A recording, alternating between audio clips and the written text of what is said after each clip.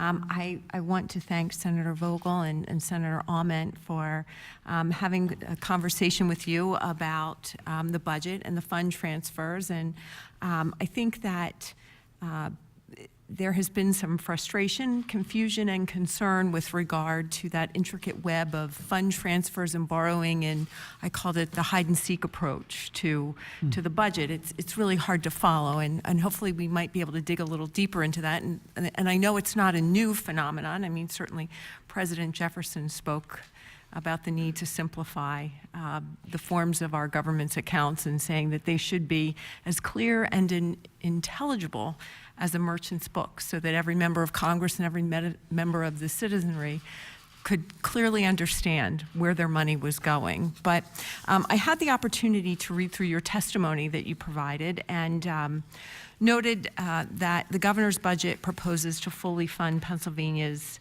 commitments to interstate compacts, commissions, and partners, including, but not limited to, the Susquehanna River Basin Commission.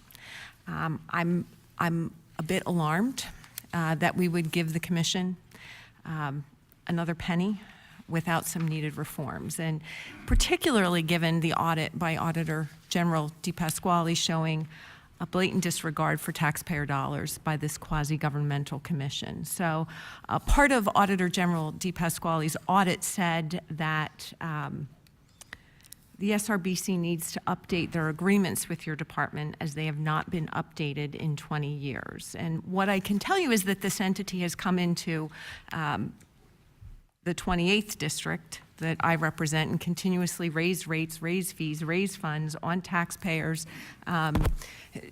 governmental entities, businesses, and the audit found that the SRBC is sitting on a $10.5 million surplus, all while they are utilizing funds, taxpayer funds, for parties that included alcohol purchases and lavish dinners. So the Auditor General said, and I quote, that the last thing I want to hear is how tough and tight the finances are at the SRBC.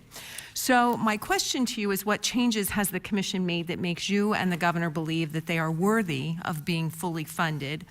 And from what it appears, an increase from their budget in previous years.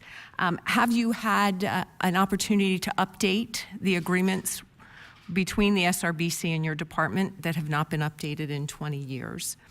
And also, you know, in doing a lot of the research, what I found is that New York, Maryland, and the federal government have not made commensurate payments, some of those entities, for over a decade. I believe the federal government has not fulfilled their financial obligation since before President Obama was in office. So, you know, what funding are we going to receive from New York, Maryland, the federal government?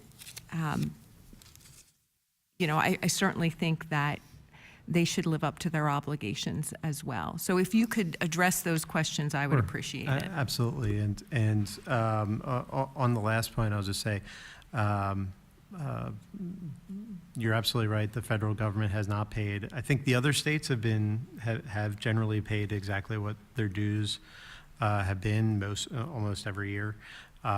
We have not for better part of a decade. And frankly, I think that's created some pressure on them to not pay as well.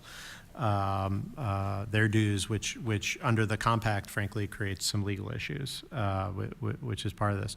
We are working with the commission now on updating that agreement. That's work that actually had begun prior to the audit in terms of some of the conversations.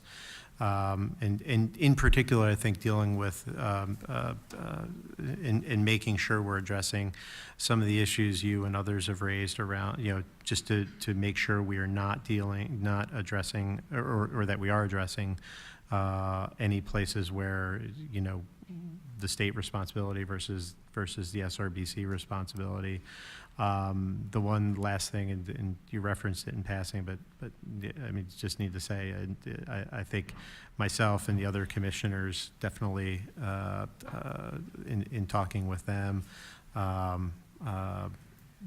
immediately made the changes on what the funding is in terms of events and meetings. So none of that will be happening again. As I shared with you when we met, I'm definitely one who looks for the days in and the drive-throughs more than I look for anything else in terms of my own interactions in my own meetings. So that absolutely should be the expectation. So can we anticipate that we will see upgrades to, or updates to these agreements? Absolutely.